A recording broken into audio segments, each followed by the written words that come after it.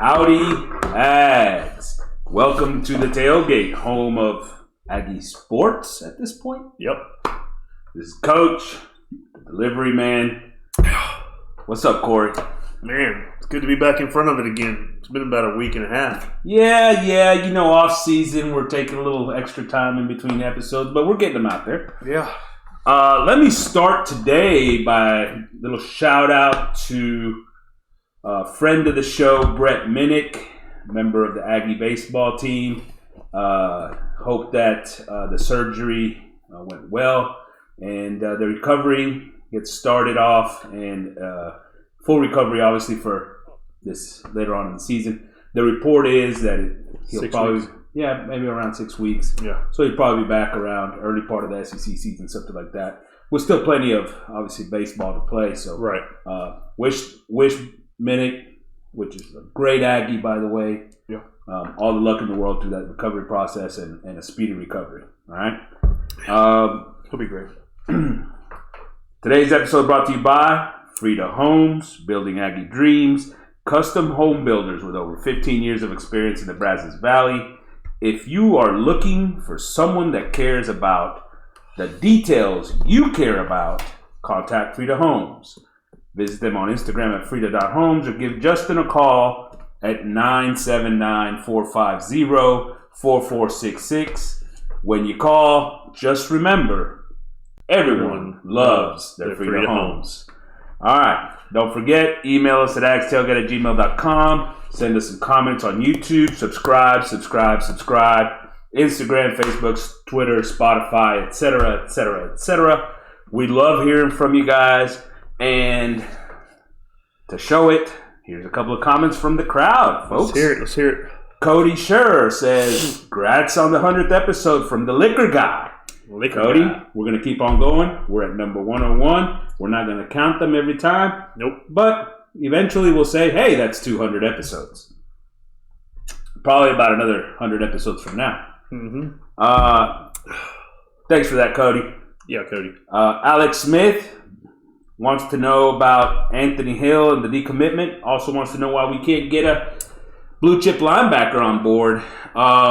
We used to be linebacker U, didn't we? Yeah. I mean, it seems like it. That's like 30 years ago, Corey. Well, so Von Miller's not that long ago, was he?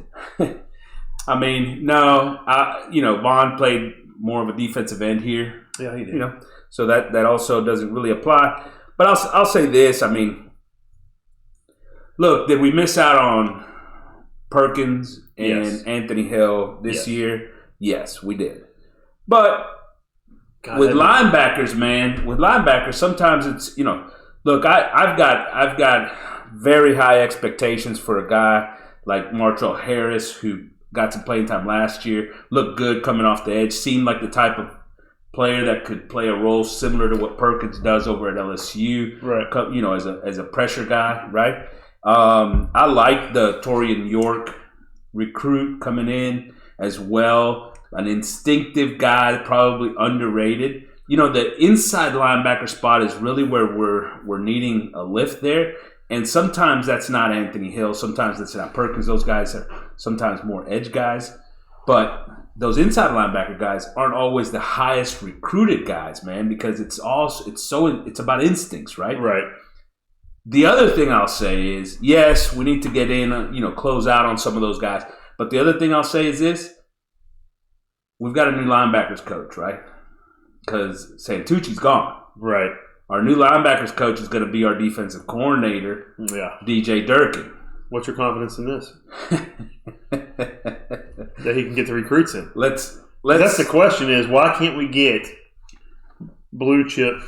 I will say because of the play of the linebackers here and the lack of usage of the linebackers is probably a lot to do with it, right? Yeah. And so last year didn't help it out at all. Last year didn't help. They've got to play better. Yeah. They have got to play better, and they've got to have them on the field. Right. Otherwise, those top end linebackers, they're not going to show up. No. Period. Right. If I was a linebacker, why would I go to A&M? Yeah. They're going to play 3 defensive linemen, 6 defensive backs, and maybe a linebacker or 2. Yeah. So they're, hopefully basically a coverage guy. Getting blamed for not stopping the run. Right. With no protection up front. Ram says, Anaya Smith coming back. Wow. Now that's exciting news, guys. Oh, it is. Good bull. Yeah, love it. We talked about it last week for sure. Anaya Smith, huge part of this team. Leadership, production, the work ethic, the everything, man. So excited to have him back. True Aggie. Yeah. All right. So we got a little bit of a cool football topic coming up here in a minute. We're going to talk a little bit about some of the position battles to watch for this spring as spring practice is getting closer and closer to starting up. But let's start off with a little bit of A&M basketball, man. Because these dudes are on a roll. What? On a roll. Aggie Basketball? Look, huge wins against Arkansas, Mizzou, Tennessee. Tennessee ranked number 11 last night. Great game. 68-63 win. Yeah. Look, they're ranked in the top 25. They're probably going to move up after these wins. Talk to me about A&M basketball, Corey. Oh, man. Last night watching that game, I'll tell you, Wade Taylor, you've talked to me about it before, about being MVP. I think him and Boots are 1A, 1B right now. But, they probably have the best backcourt in the SEC. Alabama's good. Don't get me wrong. Alabama's great. They have a lot of talent. But backcourt-wise, two guys that handle the ball as much as Boots and Wade do. It's great. Then you have Dennis, who's playing great. So athletic. I didn't realize how athletic that guy was until you actually watch him play.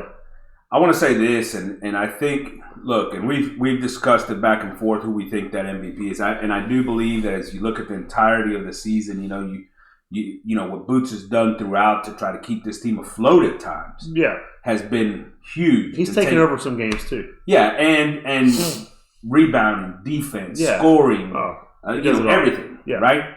But as the season has progressed and we've gotten later into the season, the guy that's the clear sort of catalyst for this team, I think, has become Wade Taylor. Wade Taylor has become the catalyst for this team because of his scoring and his ability to make buckets when it matters and it is important. Well, I'll tell you, it goes back to what Buzz was saying. He said, we go with the hot hand. Wade's been hot lately. Before that, it was Boots. And so whoever gets hot, but I think it's more than hot. I think he's showing now that he's one of those guys in the NCAA basketball that is just a guy that can get it done no matter what, right? I don't know. He makes me nervous sometimes. His handle is good, but he can get a little crazy with it. Turnovers. He's still, especially on passes, right? More than on the handle, on passes, he will get a little he did the last careless. 2 or 3 times. Yeah, I'm like, a little careless. We don't and need that. Those turnovers, he'd taken a step forward in that regard. Yeah. Prior to last night, he probably on 1 or 2 turnovers a game before that for the previous 3 or 4. Right. And then last night, he sort of reverted back. I don't know exactly how many he had, but he had 4 or 5. But the team as a whole is great because you have Marble and Coleman down low. They're beating people to death. I'm talking they're physically beating them. And before we go to the rest of them, last night on the broadcast, I thought this was one of the highlights of the broadcast because for the most part, those announcers were very, let's say, not pro A&M. It seemed like they kept talking about the players Tennessee were missing. Oh, they're missing James. They're missing this guy. But one thing that they did say, one thing they did say, is that Taylor, they believe, is the best point guard in the SEC. Yeah, I believe so too. And I think that's a valid claim. I'm trying to think who else is a good point guard. The guy from Alabama, Sears. I don't know if he's not a true point guard though. He's more of a kind of like Taylor, a scoring threat. If Taylor's a better distributor, he'd be a better. Well, the kid from Auburn, right? Yeah, Green's good. There's a bunch of good players, but if you're talking next level, Wade Taylor might be the best one of the bunch. I think Wade Taylor's the best of the bunch. I agree with him, and I think he's just getting better and better. Right. So, along with what you were saying, right? Coleman. You add to that, in the backcourt specifically, like you said, Dexter Dennis, and you had, obviously, Boots. Right. Some of the rotation guys in Gordon and Hefner. Garcia. Right? And now in the front court, Garcia rotating in with Coleman. Washington Solo's getting a little bit. Solo. This team is got a really good rotation. Coming together. Yeah, really coming together. Garcia has really impressed me. he seems to be around the ball. He's like a Dennis Rodman type. I mean, he's always around the ball. He's not huge, but he's always got his hands somewhere. They talked about it last night, right? Like the fact this guy doesn't play that many minutes, but yet he's one of the leaders in offensive rebounds. It's crazy. Right? I mean, he's always there. He has great timing. I watched the ball last night. It hit the rim, then it bounced and hit the rim again. And he didn't jump on the first one. He saw it doing it, and other players were already up, and he went up and got it. And I don't know, it happened 2 or 3 times last night where they stopped the damn game to do the reviews. It drove me nuts. I was just like, just get the Aggies the damn ball. Look, and here's the thing, right? Don't get me wrong. He's still the energy that he brings is great and all those things. He still has to be a little bit stronger with the ball in his hands, right? But the guy keeps, and he does. He's getting better in offensive rebound. He's getting better rebounding altogether. Defensively, he's getting better and all those kinds of things. So he's going to continue to be a part of the rotation. Solo is, they talked about his way a little bit. They talked about it today on TexAgs. Who would your vote be for Coach of the Year in SEC? Would it be Buzz? I think 100%. See, they're talking maybe Oates from Alabama too. But Alabama had a lot higher expectations coming in, right? I mean, A&M had huge expectations. I don't think A&M. I think preseason A&M was actually, were they not ranked ahead of Alabama? No. Are you sure? I'm pretty sure A&M was not ranked at all preseason. So I'm talking like the magazines I read and stuff. They had A&M number 2, maybe number 3 in the conference. They had Tennessee and Kentucky up at the top. Auburn was up there. Yeah, they had a bunch of the Arkansas. They had all these teams way up high. A&M further down. And Alabama was further down because they didn't know that Miller was going to be this good. He was a good recruit, but they weren't sure what they were getting. Now, you also have to factor in the fact that Miller is now under investigation for apparently providing a gun to the guys. He screwed up. Yeah, he screwed up. We'll see what comes of that. But either way, I mean, Buzz is in the conversation. Oh, right? absolutely. I think Buzz is clearly in the – look, this team went from losing at home to Wofford to now being pretty comfortable, at least number 2 in the SEC, with a chance to win the conference. Right? Right. And if that happens, I mean, I think he has to be Coach of the Year. If they win the conference, he's Coach of the Year. He might be the NCAA Coach of the Year. I'm not sure who you put ahead of him. Who's done a better coaching job? I mean, with the talent you have, with no surefire NBA players. All the transition guys, right? I mean, how many got a guys? Bunch of guys that didn't play with them last year that are starting. Marble. Look, they're 21-7 overall. They're 13-2 in the conference currently, only behind Alabama, who's got 1 loss. They play Alabama in the last game. In between, they've got the 2 Mississippi schools, right? Right. On the road, so not a gimme. Yeah, mind you, not a gimme. Right. But if they win those games, they're going into that last game against Alabama for a conference championship. Right. On the line. Yeah. Absolutely. And we don't know what's going to happen with Bama and Miller. No. I expect them to play, by the way. Right. I don't expect them to do anything to end this season because no, I don't think so either.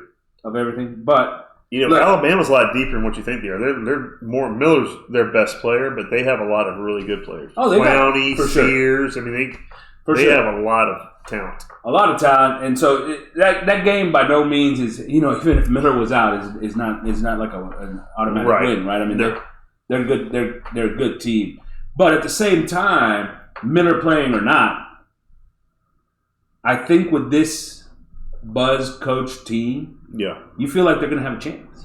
Well, yeah, absolutely. You know we were talking a couple weeks ago what they had to go, to finish the season. They've already surpassed that, I think. Yeah. We said they could probably lose 2 games or 3 games and still get into the tournament.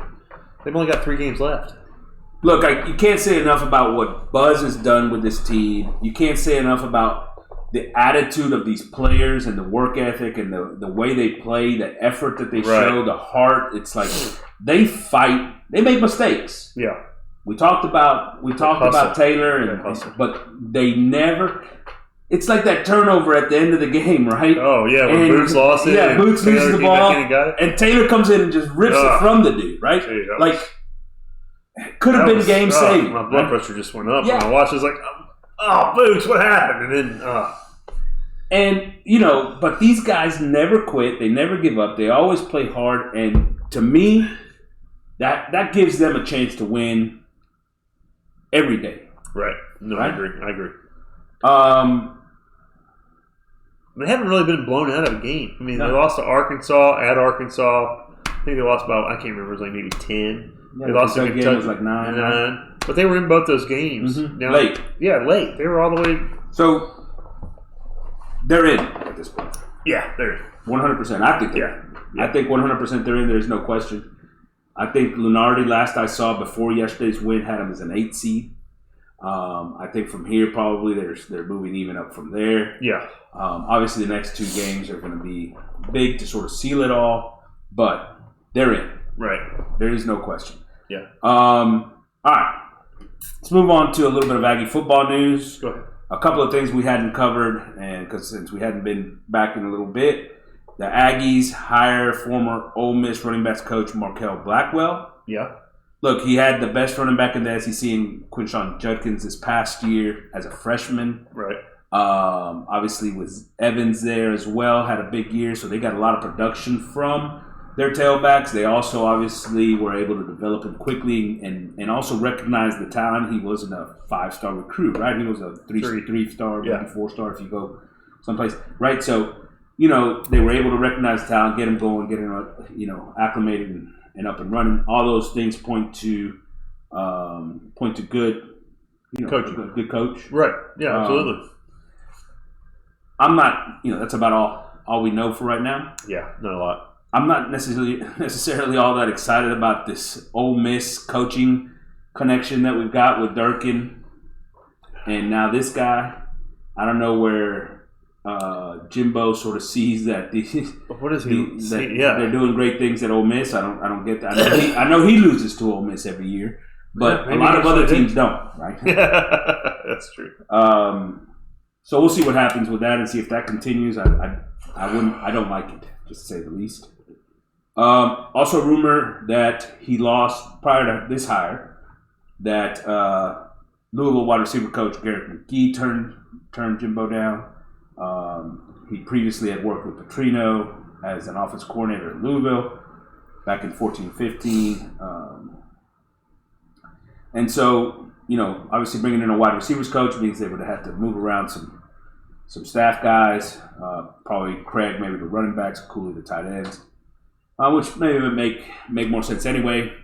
But they don't get them. Right. And so they go with the running backs coach and they stick with some of the other things. Yeah. It doesn't really get me too excited. It's more of a wait and see kind of deal. Let's see what happens. Another rumor in the coaching ranks, we talked about there was 2 positions that they had to fill. One on offense, one on defense. Offense is filled. Defensively, after several folks saying no, it looks like they're going to promote one of their defensive analysts to an on-field assistant position. There you go. Ryan Gross Sarmiento is going to be join them in the secondary, probably group up with TJ Rushing. Yeah. I'm sure he'll probably safeties. He's been with the Aggies for 2 seasons. It's always good to promote from within. It is. It's not great the fact that nobody wants to come here. You can't hire the guy you want. Yeah. But we'll see what this guy does and sort of see where he ends up. And look, the safeties. The good thing is that the safeties have a group that's played a lot and with some leadership in Richardson as well as Gilbert. So he should have a good group to coach there, and shouldn't be that big of an effect, right? Right. Jimbo was listed on an article on ESPN as a keep an eye on for college football hot takes.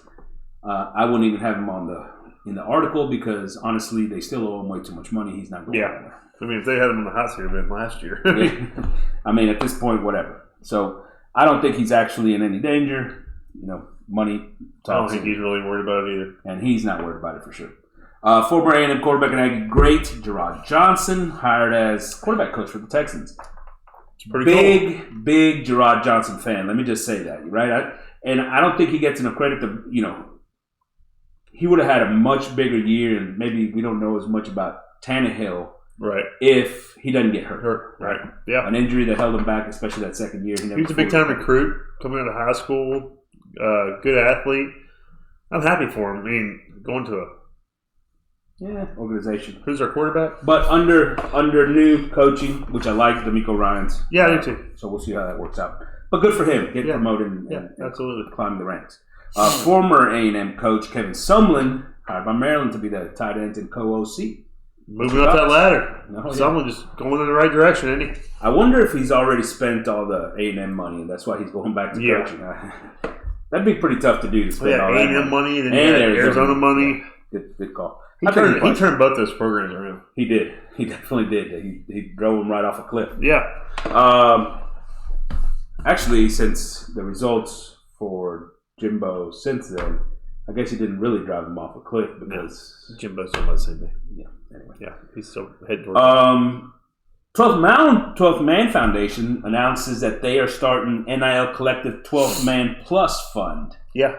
Look, this is kind of a cool deal because it allows anybody to send money into the fund. Like if you want to spend $100, send $100. If you want to throw them 1,000, whatever, 100,000, anybody, 2 billion, whatever. Everybody can put in money, and then it all sort of gets pooled in, and it's an opportunity, for the athletes that can come in and sign up. You can donate to the general fund for all sports. You could also direct to a specific sport. What the athletes are going to have to do is sort of social media posts, maybe some appearances at some events, some speaking engagements, obviously having to do with the 12th Man Foundation and the university. So, all good. More opportunities for those guys to make a little absolutely. Can't get mad at them. Finally, Aggie Athletics has 66 student athletes on the 2022 Fall SEC Academic Honor Roll. Go figure. Football, the most with 24. Some of the names to think that were on the list: Crownover, Yokeith Brown, Foster, L.J. Johnson, Max Johnson, Miles Jones, Moten, White, Wright. I think most of those guys are actually transferring and no longer on campus. But congratulations. Welcome to the Academic Honor Roll. Great production. I got to love it. Little NFL, and we'll bring it to the Ags. Obviously, Super Bowl's over. Chiefs. Champs. Yep. Congratulations. Great job, Mahomes. Great job, Jalen Hurts. Time to move on to free agency and the draft. For Aggie purposes, that means draft. The combine coming up March 28th through March 6th. Antonio Johnson, Jalen Jones, and Devon Achane. All three going to be there at the combine. The DBs will be running and doing the on-field stuff on March 3rd. The running backs, A-Chain, on March 5th. Excited to see some of those times because I think for all three of them, that 40 time is going to have a big impact. Big impact. God, they got to be better than last year's class. Last year's class didn't show up at the combine at all. They didn't. That was awful. You expect A-Chain, though, being the track guy, that he's going to show up, right? Yeah. So let's get into some Aggie football, but first... God, these allergies are killing me today. The action never ends at DraftKings Sportsbook, especially this summer with tons of ways to bet on all your favorite sports. You can fuel your fandom and feel the heat of the season like never before. Please, right now, DraftKings Sportsbook is giving new customers a risk-free bet up to $1,000. That's right. Make your first bet up to $1,000. And if it doesn't win, you'll get another shot to cash in. You can throw down on all the major action for baseball, golf, MMA, and more. Plus, with same-game parlays, spread, money lines, over-unders, props, your betting options feel endless. It does. I love the parlays. I love the teasers. Let's get as many of those together. Oh, throw absolutely. like $30 to win 5,000. 5,000. It's great. Love it. Best of all, DraftKings is safe, secure, and reliable. You can deposit and withdraw your cash whenever you want. Download the DraftKings Sportsbook app now. Use promo code TPPN.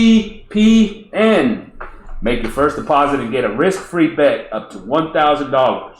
That's promo code TPPN. Only at DraftKings Sportsbook. Minimum age and eligibility restrictions apply. See show notes for details. If you or someone you know has a gambling problem, crisis counseling and referral services can be accessed by calling 1-800-GAMBLER. All right. Need to get that number. The Pigskin Podcast Network, obviously big deal with the draft. Man, right. Awesome stuff. All right. So today's topic, we're going to talk a little bit about top position battles that are going to happen during spring football here in 2023. All right. First, what positions are settled? Right, so we think quarterback is pretty much settled, right? Yeah. Your top 3 wide receivers with Anais, Moose, and Stewart. Right. Feel good. Your O-line, maybe at least 3 positions settled. Tight end, we think pretty highly of Green and Max. Yeah. Right. We feel good about one linebacker position with Cooper. Yeah. One of our cornerbacks with Chappelle coming back, I think it's pretty guaranteed. Well, you got the guy from Carolina coming in too, Grimes. I think he's still got to prove himself. Well, he does. Both of the safeties in Gilbert and Richardson are back. 2 defensive tackles, at least the first 2 you think are probably McKinley and Nolan, right? Yeah. Maybe you never know what they're going to do. But you never know, so the defensive line rotation maybe is out there. So what position battles are we looking for? Let's start offensively. All right. I think the one that sticks out is running back. Oh, of course. You lose AJ. You lose AJ. Huge producer, obviously, over the last 3 years, much less this last year, where he was basically 95% of the snaps at running back, right? 1,000-yard rusher, producer in the passing game. All the things that you do with a running back A-Chain was doing, and those other guys didn't really get a ton of carries until towards the end of the season when A-Chain got hurt and missed a game. Which I think is bad coaching. They should have sat there and given these guys an opportunity. I mean, look at all the teams out there that give other running backs opportunities. At least some carries throughout the season, right? So who are the leading candidates here? Really, it's the only candidates here. Daniels, Moss, and Owens. And I think, to start with, by the way, I think that group is a really talented group of running backs. Right. I do too. I agree with you. I think they're very talented. From what we saw last year, it looks like Daniels might have the lead because Moss is a freshman. Freshman will get on the field. Look what Mississippi did last year. New running back coach. He might be like, hey, look what I did last year. Yeah. And then Moss looked all right, but Daniels, I think, has a nod for me. It's funny, everybody talked a lot about Moss in that season. And Jimbo, I think, favored Moss to a certain extent because when A-Chain was out, he seemed to throw Moss in first. But Daniels was significantly the better producer. I mean, the dude made a lot more plays. He looks a lot more natural with the ball in his hands. He looks more natural in his routes. He just looks like the more natural. Now he's been there, right? He's been there for another year. I think this is Daniels' job. I would have Daniels as number 1 with those 2 other guys. Sort of, but you're not going to get Daniels the type of carries. But I would definitely have a 3-back rotation. Yeah, I have a feeling that Jimbo is going to end up starting Moss. Is it Jimbo's call? I think. Yes, I'm just saying. Yes, it is Jimbo's call. Oh, okay. Yeah. I mean, I don't know what this offense is going to look like this year. Like the scheme, what they're going to do, if it's going to be different. Mm-hmm. If it is what it was last year. Yeah, and look, and Moss is probably the more physical, bigger back, right? Daniels is a little shiftier. Right. Owens is sort of a mix between the two, but he's a freshman, so he's not going to have sort of the build yet. Yeah. But he can do a little bit of it. I was 5-star running back and do a little bit of everything. Yeah. I would expect that Moss ends up getting the starts. Moss? I think it's Moss getting the starts, and I think it's a Daniels-Owens rotation behind him. Really? Well, I could see that. I mean, I could see that, but from what I saw last year and just what I've seen, I think Daniels, I agree with you, has a little bit. I think he's the guy to beat out, but like you said, I think it's going to be more 50-50 Moss and Daniels in the backfield. I think Owens will get some carries. I think Owens will be more like a Daniels and Moss were last year, trying to get carries but not getting a whole lot. And you'll see some moments where he has a big play, and I also fully expect for him to actually make his presence known more and more as the season goes on. Well, you remember when A-Chain was playing behind Spiller? Mm-hmm. Yeah. Not the second year, but I think the first year. He got a couple of big plays, and you're like, why did this guy get the ball more? I think we're going to see a lot of that with Owens. And by the end of the season, A-Chain was getting a lot more run. Yeah, right? more playing time. And I do expect that for Owens, that's going to be a progression throughout the season. But I don't know. In this competition, the guy that I would say should be starting off the bat is probably Daniels. I have a feeling that Jimbo favors Moss.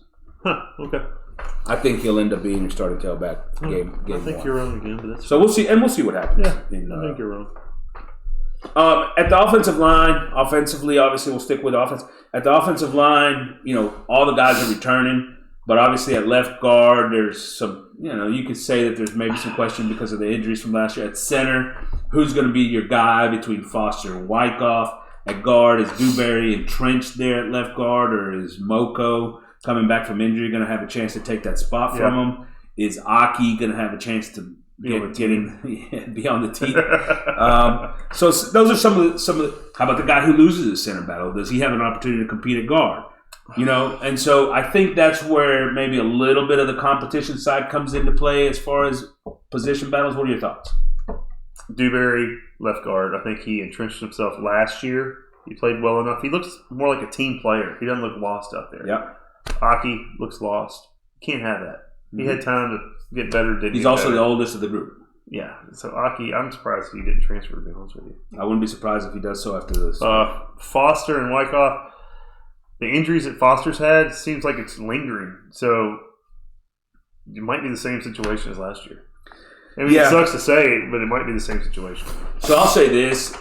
I fully agree with you at the guard spot. I think Dewberry actually did stretch himself. And look, that offensive line looked better with him in there. And like you said, they weren't just giving up the easiest of stunts and free running to the running back, to the tailback or to the quarterback in the backfield because he was on the field and he was a better player than the other guys.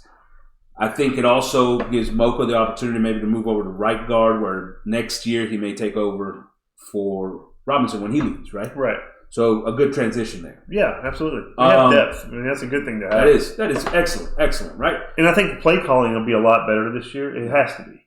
And it's going to help that offensive line out a lot. Simplified system, it's going to help all those things. And the tight ends are back, and they're going to help out, hopefully, Green, right? So I think we're in good shape there. I do believe Aki's had his turn on 2 years running of trying. I don't think he's the answer. Somebody maybe can do a better job of getting him, going. I think he probably does hit the transfer portal after the spring, seeing the fact that, he's taking a back step over some of these other guys.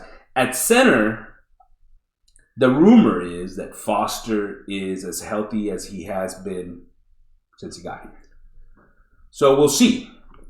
We'll see. The one thing I will say is, performance-wise, Foster was no better than Wyckoff. Yeah. And so I'll take your word for that. I didn't watch a whole lot of center play. I just watched the whole offensive line as a group, and as a group, they struggled. They don't communicate. It seemed like they did better with Dewberry because they were, hey. And look, by the end of the year, the year everybody wants to point to the LSU game. Wyckoff was your starting center at LSU, by the way. Yeah. So, well, who's your starting center next year then? Is Foster's healthy? I'm going to tell you that I think this staff has an affinity towards Foster, and I think it's Foster. Yeah, I think so too. So, wide receiver 4. There's another question. I think we believe that Stewart, Anais, Moose are your top 3, right? 1, 2, 3. Now, here's the thing. Last year, when Anais was healthy, Jimbo would not put Moose on the field. Why? I don't understand that. We debated it back then. We talked about it. We had a problem with it. Clearly, he came on the field and showed why he should be on the field. I don't think after you get last year's performance, there's any way they can keep him off the field. I think those are your top 3 wide receivers. Right. Who's number 4? Thomas, probably. Who are you thinking? So Noah Thomas, obviously. I'd say Thomas is... He's the bigger guy, right? Yeah, he's bigger. Plus, he did a decent job blocking last year. Little screen passes. I mean, he did all right. I like Noah Thomas a lot. There's the transfer Tyler Smith from UTEP. Yeah. But another small body. I think with Anaya Smith coming back, he's probably more of a step. He's probably taking a step back. Yeah. He maybe now becomes sort of your next guy, late in games or just for a little breather type of thing. Who else is in the mix? Is Preston still there? Raymond Cottrell, the freshman from another big body. Kid? Is that the kid? Another big body. Four-star guy, yeah. Yeah. And I think he presents an option as a big body, more physical type of guy compared to some of the other three that we have starting in front of him, right? Right.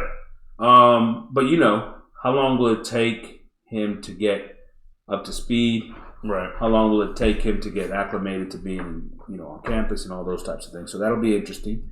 And then the name needs mention. Is he still there? Jalen Preston. I love the guy. We don't know. I don't know either. We haven't heard anything. I don't know if he's there or not. I love that guy. He had that one huge game 2 years ago against LSU. Didn't get on the field as much last year. Or wasn't even involved. He still had one he had a couple game last year. Well, it's just crazy how big plays at least. Yeah, a guy who's got talent, and we can see it. Look, and he fits that mold of physical, bigger guy as compared to some of the other guys, right? But he's got some shiftiness too. He's not. Where's he going? No, he's. Why wouldn't he come back? Yeah. I think he should be back. I'm hopeful that he comes back. I think he provides. But then the other question, are they going to put him on the field? Look, you know how I feel about freshmen. So, for example, Cottrell, whatever. Hopefully they give him time to develop. He doesn't have to get on the field right away. That with Preston and Thomas, you've got two bigger-bodied guys that can take sort of that role from everybody else. I'm also hopeful that our new offensive coordinator does a better job of rotating the receivers than our old offensive coordinator. Yeah. So that's the thing. Jimbo always falls in love with his guys and just play his guys. So we'll see how that works out. But it is going to be interesting to see it. And you'll be able to tell pretty quickly in spring who's getting those reps, right? Right, yeah. So it's definitely a position battle that's going to be interesting to see that. Tight end, we feel real good about Green and Wright being the top two guys. Right. Where do Johnson and the Swede come in, right? Well, I think after last year, what we saw happen to our team last year, we can't have enough depth because Wright was hurt. Green was healthy all year. But, you look at the offensive line, wide receivers, everybody on our team seems like got hurt. 2 quarterbacks got hurt. 3, actually. If you say Connor got hurt the second, Right.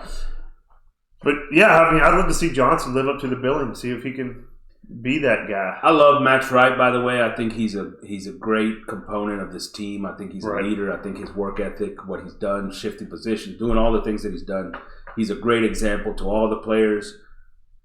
To be honest with you, I wouldn't be mad if Johnson overtook him as your other tight end. Well, no, me neither. Because, then you have him back for another year. Because that dude is athletic. He's gifted. He's got a lot more sort of physical gifts. That's what we're hearing, but I haven't seen it. Physical gifts. I've seen it. I haven't. Just not in a real game. Yeah.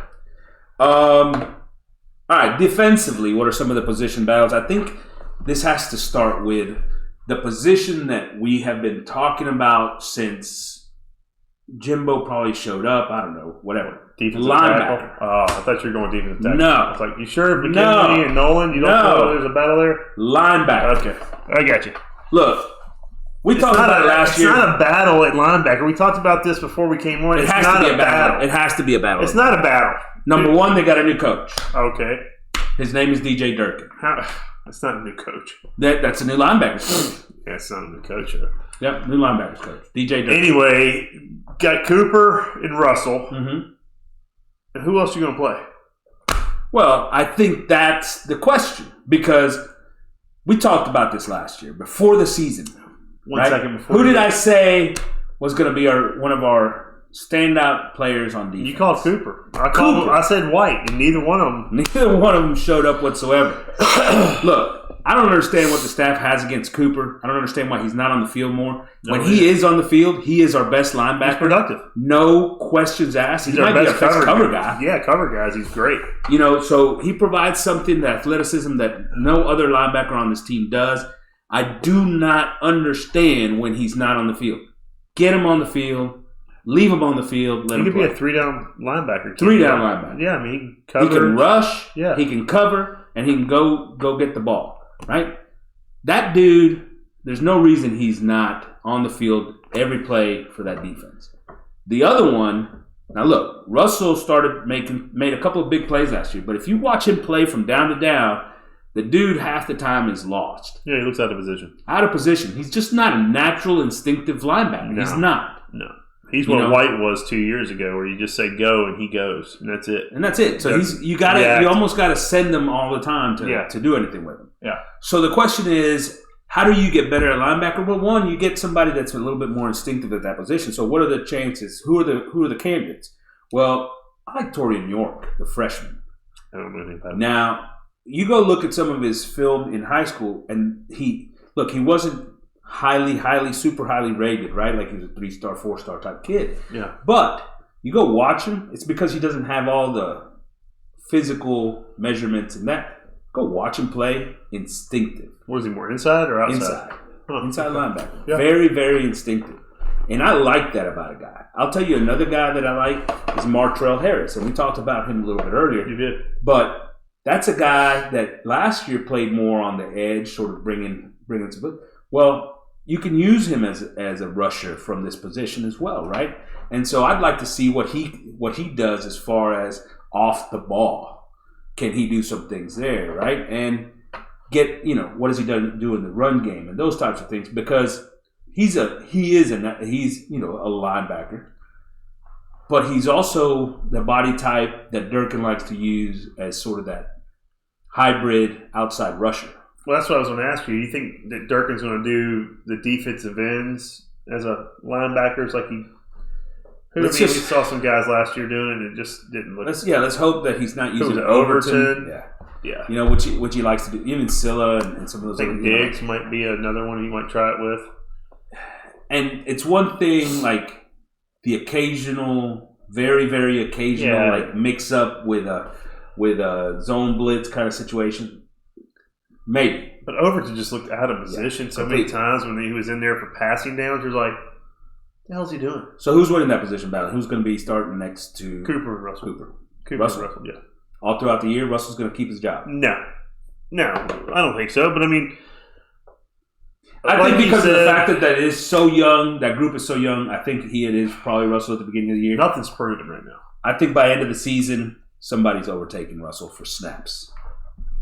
We thought that last year. We did. I thought that last year. Like, what's he doing on the field? Yeah. But he had his moments. He does have just like Lee. Lee had his moments last year. He transferred out, but I thought it was going to be White and Cooper last year. And look at what happened. Look what happens. All right, so we think that's going to be the case for linebacker. We'll see as it develops through spring practice. Cornerback is a spot that a lot of Aggies feel that we've got pretty settled. Look, Chappelle is our number one guy. He was our number one cover guy last year.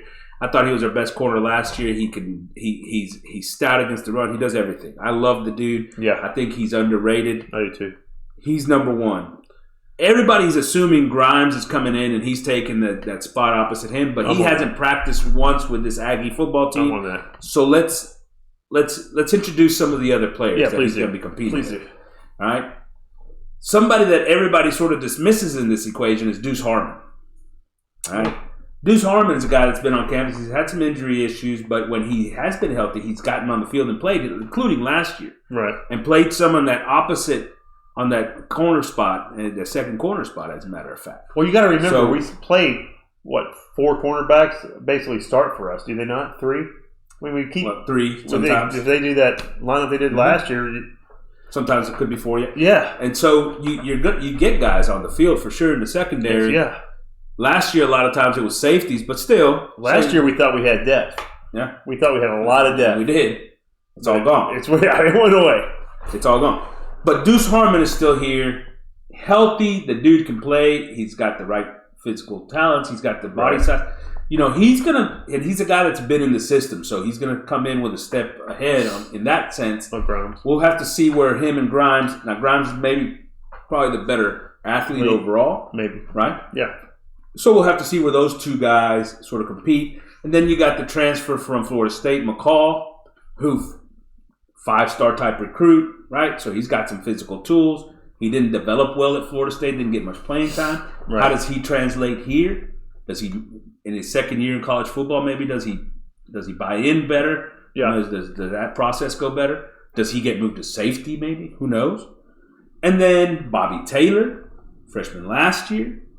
Is he fully healthy, ready to compete? That was the situation last year. He just wasn't healthy. Big time recruit. Because you were talking about him last year being getting on the field, but he just couldn't get healthy. Physical talents and his style of play are, right along the lines of what we like to see from our corners here. Physical, big time playmaker. Then there's a freshman, Bravion Rogers, right? Who everybody, look, when I watched him, and he was playing all kinds of positions at a smaller school, right? So when I watch, to me, he's a football player. Which school he's on the Shiner? The Grange. The Grange, I got you. He's a football player. Gotcha. You know what I mean? Yeah. And I love those kinds of kids. So can he get in the mix? You never know. But I think at the very least, now you're talking about a competition for two. For the second guy, the guy that starts is probably a Grimes, Harmon. Maybe Bobby Taylor gets in the mix kind of situation. I like it. And then further on down, who's number 3, whatever. But some of these guys are all going to get. I imagine every name that we just talked about gets on the field this year. No, where you're going with that, my confidence is going up with the secondary. I was kind of, you lose Johnson, you lose all those guys that transferred out. I was like, God, this sucks. But now you're saying this stuff. I'm like, hey. That is the one place they have done a good job since the beginning of the season, sort of replenishing some of the talent that left. Now, look, is any one of these guys, Harris, who's going to LSU, or Smoke, who's going, I don't know. Those two guys played a ton last year, right? Yeah. I don't understand why they transferred, but and Harris, by the way, got in trouble. Yeah. Harris got in trouble, but he played well. Yeah, he played well last year. He's gonna be a factor at LSU right off the bat. You think? I think so. Okay. Yeah, I think he's that kind of athlete. Yeah. So losing some of these guys, it hurts. But these guys, the guys we just talked about, have a couple of things in common. One is every one of them that I talked about here has shown work ethic. They've committed to a program. They've been, these are guys that have shown the ability, other than maybe McCall, who didn't fit in over at Florida State, right? Well, Grimes transferred out. Yeah, but I'm talking about, he had a good season. Like he developed there. He was all clearly, ACC. All ACC. So, he's a guy that was definitely working hard at his craft, right? And so that's the kind of player that we're talking about. And to me, that's a good thing. No, I agree with you. I'm more excited. So who's the start? Who are you picking? Who's your 1A, 1B? Chappelle? Who's going with Chappelle? Who's going to take it? You're going Harmon? I think you are. I'm going to go Grimes. Yeah. I think I'm going to still stick with Grimes. Yeah. But I think Deuce Harmon's going to be this close to taking that spot. I think he gets some reps. The forgotten man. I love the forgotten man. All right, the position probably everybody's more worried about defensively is who's going to fill that slot spot for Antonio Johnson, right? Who's going to take that spot? Because clearly he was probably our best defender last year. When he's on the field. When he was on the field. Who do you put over there? What do you put Cooper over there? No. I've got a guy that I think 100% is that guy. Not Gilbert. Bryce Anderson. Oh, yeah. Hell yeah. He played awesome last year. And whenever Johnson was out, we couldn't get enough of that guy. Yeah. Sorry. Hands down. Now, I'll tell you, Harmon has played there before. Yeah. But I think he's going to have to provide depth on the outside. Yeah. You've got Matthews and Kerr, who both played a lot last year as well. Some in that same kind of role, by the way. You already said it, dude. Bryce Anderson, he's a hybrid. He can do a little bit of everything. He hits hard. He comes up like Chappelle. He's a football player. Yeah. He comes up like Chappelle, makes the plays in the backfield. He's very instinctive. I think it's Bryce. I don't know that it's that close, but Matthews was a 5-star recruit at safety, right? I mean, This is not like it's not like you're choosing between. These are all guys in the same class. Yeah. Right? And so it'll be interesting to see. They're going to get on the field just like last year. They're going to get on the field. They're going to get on the field. I mean, you still got Gilbert and I think your Damani. starter is Anderson. Because I think he's a difference maker. What's Damani playing next year? Is he moving up? He's safety. I thought we were talking about him moving up. I like the idea of making him a hybrid safety linebacker. Yeah. Right? Yeah. I like it too. And getting Russell off the field. He doesn't seem as instinctive though, as nearly as Johnson was, is reading the play, reacting. Oh yeah. And he even seemed out of position on a lot of the passing game. But, I think that's his biggest downfall is the fact that he's not very good in coverage, right? I mean, he struggles in coverage. That's a huge downfall if you're a safety. Exactly. Huge. Look, in the defensive line, I think the thing about it is that we don't really have starters necessarily. There's a bunch of guys in the rotation. So let's talk about defensive end. I think let's assume that Diggs is number one, right? If he doesn't get hurt last year, he probably has a pretty substantial year last year. Yeah. Right? He had started to produce several games with sacks, those types of things, and then he got hurt, right? I think he's still your number one guy. He's the leader. He's the elder statesman in the group. Yeah. All right. So who are the other guys that are getting into that rotation? There's some names out there. Let me hear. So I think at the end of last year, we felt like Shamar Stewart was probably the starter on that end. And these guys are freshmen. Stewart. Overton. Oh, yeah. Anai White, who's also a freshman. Scylla. And then we talked about Martrell Harris, who got some run there as well. Right. Shamar Turner, moving from inside to outside. I still like him inside. I just like him inside. I like him inside. There's not much room in that inside. You got a lot of names in there, too. And so that's a lot of names here. Honestly, did any one of those guys just absolutely stick out to you last year? Stewart had his moments. Yeah. Diggs at the beginning of the season. In the spring practice, Diggs had a good practice. But, I mean, that's what I'm thinking. Look, let's assume Diggs is in it, right? Let's assume Diggs is one. Who stuck out as a defensive end? I thought the guys, to me, I thought Stewart was sort of solid all around. Yeah. Run, pass, I thought he was solid. I thought the guys that stood out to me as pass rushers were Scylla and Overton. I thought they were quicker first step, more explosive off the ball. Than Stewart? Really? Okay. Maybe not as strong against the run. Now, they were doing a lot of this linebacker stuff. But to me, if you're looking for a pass rusher, I'm probably going to go with one of those two guys, Overton or Scylla. I don't know if Scylla's not at the top of my list. Now, White didn't get on the field much, and he's more of an explosive type pass rusher, so we'll see what he brings to the table. If you're an explosive type pass rusher, why are you not on the damn field? I don't get it. That doesn't make any sense. And then we talked about Martrell Harris, who I think stays in that mix because I do think he can produce. He can also do some things. Hell, you can even move Diggs inside at times on like NASCAR type packages and bring this guy also off the edge, right? I can't see Diggs going inside. A lot of pass rushers. I can't see that. I could do it. So, who takes that number 2 spot? Who's starting at that other defensive end spot? Stewart to me. I think on, like you said, first, second down, Stewart. Diggs, I mean, I think is going to be. I think day one, it's probably Stewart and Diggs. Yeah. I think third down packages, you're probably going to see. Overton, I think, is going to be out there. Scylla on third down because they keep trying to drop back in coverage. I didn't like it at all. Mm-hmm. So we'll see how that progresses. But I do think that you're right. I think Stewart ends up being. I did like seeing one starter out there. I did like seeing Turner on the field with Nolan and Jackson. Sure, and we do expect that there's going to be a pretty substantial rotation. I mean, all these guys are going to get on the field. The question is what situations and that type of thing. Is there somebody that ends up standing out? Right. I think by the end of the year, Scylla and Overton have a pretty defined pass rush package. Really? I do. I like it. I think those guys are probably some of your best pass rushers. I like it.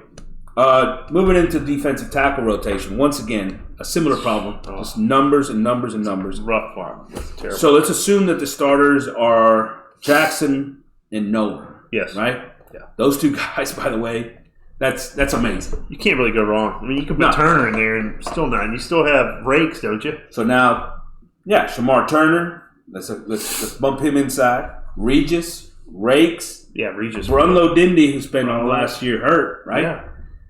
So all of these guys get into the mix.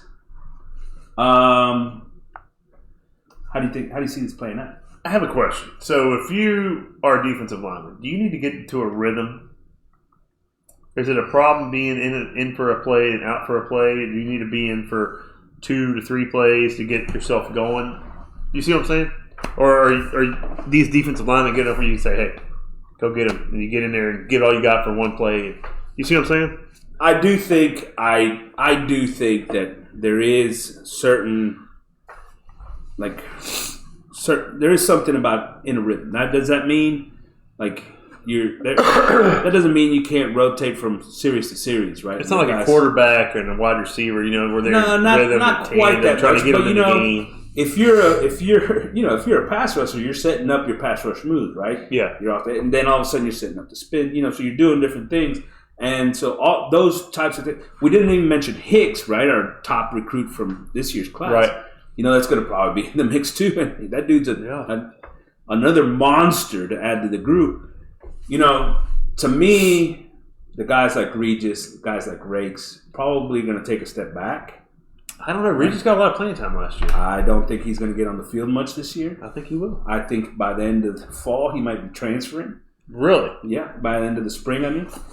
Regis, I see Rakes doing that. What year is Rakes? Is he a junior this year? Junior. Yeah, I see him. And because Jackson, Nolan, Shamar Turner, Dindy, and Hicks are all going to be on the field, man. They're going to be on the field. I think Rakes is probably more highly regarded than Regis. Yeah.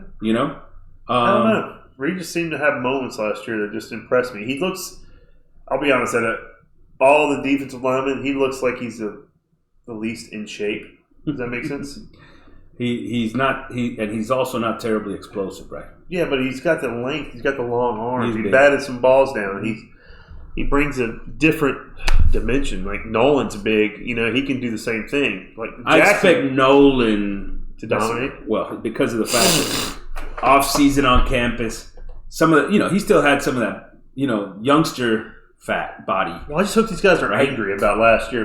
I want them to go out and prove why they were the number one recruiting class, why they were the top overall. Once again, a position of depth, a position of strength. Yeah. Let's put 3 of them on the field at the same time. We've said it. Put 5 defensive linemen on the field at the same time. DJ Durkin goes the other way. 3 of them. I think he did that enough. He put 3 defensive tackles. That's and all. 2 defensive ends. Okay, that's that's where I'm going. Yeah. I thought you were saying DJ Durkin goes the other way. It's like, okay, we got all this depth at the defensive line. Let's take them all off the field. Take them we off can't figure out who to put up there. Yeah. Let's take them all off and throw some other crappy linebackers. 3 or 4 linebackers out there that nobody knows who the hell. Yeah. Sprint practice is going to start soon. We'll be out there to watch some of that stuff. We'll figure out some of the, where some of these guys are exactly. By the end of sprint practice, especially with a lot of the changes, whether at linebackers coach, obviously at offensive coordinator, we'll have a lot better idea of where things stand. Right. All right. Questions from the tailgate brought to you by David Coffin, PLLC, Tax Controversy and Litigation Lawyer. Smart solutions for federal tax issues, experience, respected representation for taxpayers, over 20 years of experience in tax controversy with offices located in Southlake and now opening in Bryan College Station. Call 817-251-7049. Question from the tailgate. Number 1, how far do the Aggies go in March? Man. The team loses to Wofford. Look, we already said they're in the tournament, right? Yeah, they're in the tournament, but they lose to a team like Wofford. They did. They beat a team like Tennessee, Arkansas, Missouri. 2 different teams, though. I mean the Aggies, 2 different teams. No, I agree with you, but when you lose to a team like Wofford at home, that should never happen. Never happen. But saying that, I see them being a 5 seed. Ooh. That means they play. Lenardi had him at 8, and his latest one that was before the Lenardi's an idiot. He's an idiot. I have them at a 5. They're going to play a 12 seed. That's usually a tough game. Mm-hmm. I see them winning that. Then a 5 plays. Because that 12 is usually 4 plays a 5 next. One of those really highly regarded small conference guys. They're going to play. They're going to win that game, and they're going to play a Big 12 team after that. And if they play a Big 12 team, that's going to be a good game. Because of the way these guys play defense in the second game of the weekend, it's always tough, right? Yeah. Because it's hard to prepare for an Aggie defense with only a day in between. I say Sweet 16. I like it. Where you at? I'm going to take you one further. I'm going to go Elite 8. Woo! Look at you. How about that? That's crazy. I'm going to go Elite 8. I've been impressed with the way these guys are playing. I think that the longer the season goes, the more a guy like Taylor's becoming a closer for these guys as far as finishing, making buckets when buckets are hard to come by. Gotcha. Right? Guard play is huge in the tournament. Huge in the tournament. That's why the Big 12 is so good, because they have good guard play. Key will be keeping the turnovers low, right? Yeah. Keeping the turnovers low. But other than that, I think they're in pretty good shape. I'm going to go with Elite 8. All right. Predict the spring MVPs, offense and defense. Let's start with offense. Offense, Anais, because he's back. I think he's going to blow up. Connor's the easy answer is Connor. Yeah, but I'm going to say Anais. I like that. I like Anais because even if it's not sort of he's got something to prove. The making play, but I think he does have something to prove. Yeah, and I think the leadership side of it is also absolutely. A big part of it. Don't be surprised if Stewart has a huge spring because I think he also wants to show out season 2. And if both of those receivers are doing it, Moose is going to be doing it, which all points to Connor Bregman having the biggest of the springs. You could go an offensive lineman if that offensive line really takes a step forward. I'm not going offensive line. All right. Defensively, who you got? Come on. Well, I love McKinley Jackson. I love Chappelle. I love... the question to me is how many of these guys are going to be really participating that much in the spring because of some of the injury histories and stuff like that, but yeah. I'll go with the guy who won last year, Diggs. I think this is a great call for this one. Once again, how much is he involved in the spring? I mean, how many reps is he getting and all that stuff? Yeah. That's going to be big. I'll give you another guy that I think, surprise guy, Gilbert. Yeah. Second season as a starter out there in the secondary. I think what about Anderson? Step forward. Or Anderson. Ooh, I like Anderson. Like it. Hey, one thing real quick. Yeah. I'd like for the response on XFL. If anybody's watching, I haven't watched any of it. I just want to know if it's any good. Yeah. And if it's worth watching to put some money in. Good question. XFL guys, shoot us back if you watched it. If you haven't, I don't care. Yeah. Huh? That's it. Giga Maggies. AP. Get them, Buzz. Corey. Later.